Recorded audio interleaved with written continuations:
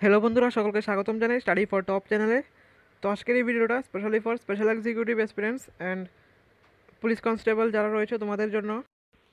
তো এতদিন বলা হচ্ছিল যে বাজেটের কারণে এইগুলির এই স্পেশাল এক্সিকিউটিভ, তারপর যত যতগুলি পেন্ডিং রিক্রুটমেন্ট রয়েছে সেই বাজেট না থাকার কারণে হয়তো বা দেওয়া হচ্ছে না, কিন্তু এখন 2025-26-এর বাজেট অলরেডি পেশ হয়ে গেছে। 25-26 অর্থ বছরের জন্য নতুন বাজেট পেশ হয়ে গেছে, যেটার মধ্যে 32,000 কোটি টাকারও বেশি ধার্য করা হয়েছে ত্রিপুরার জন্য।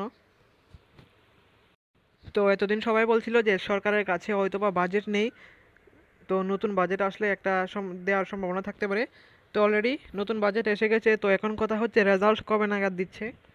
তো প্রথমে পুলিশ কনস্টেবলেরটা বলে দিই যে কবে নাগাদ দেওয়া হতে পারে। পুলিশ কনস্টেবলের একদম ফাইনাল স্টেজে রয়েছে পুলিশ কনস্টেবলের যে রেজাল্ট, এটা স্পেশাল এক্সিকিউটিভের মতো এটা লেট হবে না। অলরেডি ত্রিপুরা পুলিশ ডিপার্টমেন্টে অনেক কর্মী শর্টেজ রয়েছে। ইতিমধ্যেই কিছু নিউজ পেপারে এটা নিয়ে বিভিন্ন আর্টিকেলও উঠে এসেছে। ত্রিপুরা পুলিশ ডিপার্টমেন্টে কতগুলো কর্মীর সংকট রয়েছে। এসপিওদের দিয়ে বিভিন্ন রকমের কাজ করানো হচ্ছে, কি কোনো কোনো অফিসারদের ওভারটাইম করতে হচ্ছে, দিনের বেলাও ডিউটি করতে হচ্ছে, সেই দিন রাত্রেবেলাও ডিউটি করতে হচ্ছে। তো তারা তাদের পক্ষে এতটা ডিউটি করা সম্ভব না। তো সেই অসুবিধাগুলি দূর করার জন্য একটাই রাস্তা, যে পেন্ডিং রিক্রুটমেন্টগুলি রয়েছে, যেমন ত্রিপুরা পুলিশ কনস্টেবলের 1,000 পোস্ট পুলিশ কনস্টেবলের, আর কি রয়েছে যেমন স্পেশাল এক্সিকিউটিভ 6,067। তো এইগুলি যদি দিয়ে দেয় অনেকটাই সাহায্য হয়ে যাবে সকলেরই। পুলিশ ডিপার্টমেন্টে অনেকটাই কী বলবো, এটা সমস্যার সমাধান হওয়ার সম্ভাবনা থাকবে, সমস্যার সমাধান হয়ে যাবে। 6,067 আর প্লাস 1,000, তো টোটাল হচ্ছে 7,000। তো এই 7,000 যদি দিয়ে দেয় তাহলে ত্রিপুরা পুলিশ ডিপার্টমেন্টে অনেক কর্মীর যে শর্টেজ রয়েছে সেটা কমে আসবে। কারণ পুলিশ কনস্টেবল অনেক বছর হচ্ছে রিক্রুটমেন্ট হচ্ছে না।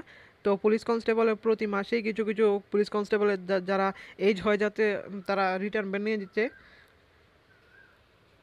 রিটায়ারমেন্ট নিচ্ছে, কিন্তু যে পোস্টগুলি খালি হচ্ছে কিন্তু সেই পোস্টগুলি পুনরায় পূরণ করা সম্ভব হচ্ছে না ত্রিপুরা সরকারের পক্ষে।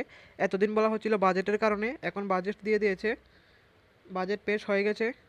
তো এখন দেখা যাক কবে রেজাল্ট দেয়। এটা পুলিশ কনস্টেবলের রেজাল্ট ফাইনাল প্রসেসিং চলছে, এপ্রিলের মধ্যে দেওয়ার একটা খুবই চান্সেস রয়েছে নতুন অর্থ বছর থেকে। তো দেখো, এটা নিয়ে একটা নিউজ পেপারে একটা আর্টিকেলও উঠে এসেছিল, এটা হচ্ছে সম্পূর্ণ আর্টিকেলটা। এখানে বলা হয়েছিল যে কর্মী স্বল্পতায় ভুগছে ত্রিপুরা আরক্ষা দপ্তর মানে পুলিশ ডিপার্টমেন্ট। তো সমস্যায় ভুগছে, কর্মী স্বল্পতায়, এটা সত্য। অনেক কি বলবো, মানে অনেক শর্টেজ, হিউজ পরিমাণ শর্টেজ রয়েছে ত্রিপুরা পুলিশ ডিপার্টমেন্টে কর্মীদের।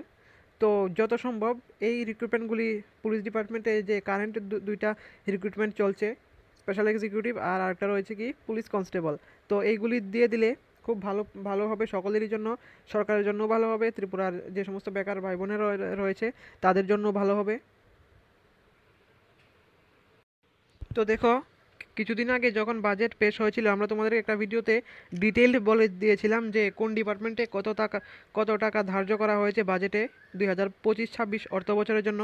তো দেখো, পুলিশ ডিপার্টমেন্ট অর্থাৎ স্বরাষ্ট্র দপ্তর মানে পুলিশ ডিপার্টমেন্ট, এটার জন্য 2025-26 অর্থ বছরে ধার্য করা হয়েছে 2,301 কোটি টাকা, অর্থাৎ 2,301 কোটি টাকা, যেটা যেটা খুব ভালো পরিমাণ একটা ডিপার্টমেন্টের জন্য। 2,301 কোটি টাকা পুলিশ ডিপার্টমেন্টের জন্য ধার্য করা হয়েছে এক বছরের জন্য, 2025-26 অর্থ বছরের জন্য। তো এইগুলি দিয়ে আশা করা যাচ্ছে যে যে সমস্ত পেন্ডিং রিক্রুটমেন্ট রয়েছে সেগুলি কমপ্লিট করানো যাবে, তাদের স্যালারিও দেওয়া যাবে এই বাজেটের টাকা থেকেই। খুব ভালো একটা বাজেট পেশ করা হয়েছে এবছর, একটা ঐতিহাসিক বাজেটও বলা যেতে পারে। দেখো, গতকালকে এই পুলিশ কনস্টেবল নিয়ে একটা আর্টিকেলও উঠে এসেছিল। এখানে বলা হয়েছিল 1,000 কনস্টেবল নিয়োগ শীঘ্রই হচ্ছে। এই এই আর্টিকেলটা এখানে রয়েছে, 1,000 কনস্টেবল নিয়োগ শীঘ্রই। এটা আর্টিকেলটা উঠে এসেছিল 24শে মার্চ, 24 তারিখ এটা। তো এখন বাজেট অলরেডি হয়ে গেছে, আর যে পেন্ডিং রিক্রুটমেন্ট রয়েছে সেগুলিও লেট হবে না। বিশেষ করে ত্রিপুরা পুলিশ ডিপার্টমেন্টের যে স্পেশাল এক্সিকিউটিভ আর একটা রয়েছে কি পুলিশ কনস্টেবল, এই দুটাই খুব তাড়াতাড়ি শীঘ্রই করে নেওয়া হবে। যেমন যে পুলিশ কনস্টেবল রয়েছে সেটার এপ্রিলের মধ্যে দিয়ে দেওয়ার হাই চান্সেস রয়েছে, এপ্রিলের মধ্যে। কারণ সরকারও জানে ত্রিপুরা পুলিশ ডিপার্টমেন্টে অনেক কর্মী শর্টেজ রয়েছে। আমাদের মাননীয় মুখ্যমন্ত্রী নিজে রয়েছেন এর গুরুদায়িত্বে। মাননীয় মুখ্যমন্ত্রী আমাদের, তিনি এই ত্রিপুরা স্বরাষ্ট্র দপ্তর পরিচালনা করছেন, ওনার হাতেই রয়েছে। তো উনি যদি চান এনি টাইম, এনি টাইম বলা যাবে না, কারণ ত্রিপুরা পুলিশের যে রেজাল্ট, পুলিশ কনস্টেবলের যে রেজাল্টটা, সেটা এখনও ম্যাচিওর স্টেজ হয়নি। একেবারে ম্যাচিওর স্টেজে আছে কিন্তু কমপ্লিট হয়নি। কমপ্লিট হলে, যদি কমপ্লিট হয়ে যায়, তো তিনি চাইলে এনি টাইম রেজাল্ট দিয়ে দিতে পারে। কিন্তু এটা বলা সম্ভব না যে এখন চাইবে এখনই দিয়ে দেবে। একটা সবগুলিরই একটা আইনগত প্রসেস থাকে, সেই প্রসেসগুলি মানতেই হয়। এগুলি বললে হবে না যে তিনি চাইলে একদিনেই রেজাল্ট হয়ে যাবে, 2 দিনেই রেজাল্ট হয়ে যাবে। কিন্তু হ্যাঁ, ত্রিপুরা পুলিশ কনস্টেবলের যেটা রয়েছে, এটা একবারে কনফার্ম এপ্রিলের মধ্যে হওয়ার চান্সেস রয়েছে। যেরকমটা ত্রিপুরা কনস্টেবল এক্সপিরিয়েন্সরা ডেপুটেশন দিয়েছিল যে 7 দিনের মধ্যে রেজাল্ট পাবলিশ করতে হবে, তো এটা দেখো, এটা মুখের কথা না যে তারা 7 দিনের মধ্যে রেজাল্ট দিয়ে দেবে। একটু সময় দিতেই হবে সরকারকে, যেহেতু এখন বাজেট দিয়ে দেওয়া হয়েছে, তো এগুলি লেট হবে না। এখন কয়েকদিন পর পরই ত্রিপুরা পুলিশ ডিপার্টমেন্টের সম্পর্কে বিভিন্ন নিউজ পেপারে বিভিন্ন আর্টিকেল উঠে আসছে যে পুলিশ ডিপার্টমেন্টে অনেক কর্মী শর্টেজ। তো এগুলি সরকারের চোখেও পড়ছে, অবশ্যই তারা এগুলির সমাধানে সচেষ্ট হবেন, কিন্তু তাদেরকেও সময় দিতে হবে। তো এখন হচ্ছে স্পেশাল এক্সিকিউটিভ রেজাল্ট, এটা একটা কি বলবো, এটা একটা রহস্য হয়ে আছে কি কেন দিচ্ছে না। অনেক আগে থেকে এটার রেজাল্ট রেডি হয়ে আছে, এটা আমরাও জানি, সকলেই জানে, অনেক আগে থেকে এটার রেজাল্ট রেডি, কিন্তু কেন দিচ্ছে না এটা বলা সম্ভব না। হয়তোবা এটা নিয়ে সরকার অন্য কিছু ভাবছে, কিন্তু ক্যান্সেল হবে না, যেহেতু বাজেট হয়ে গেছে, এটার রেজাল্টও দিয়ে দেবে।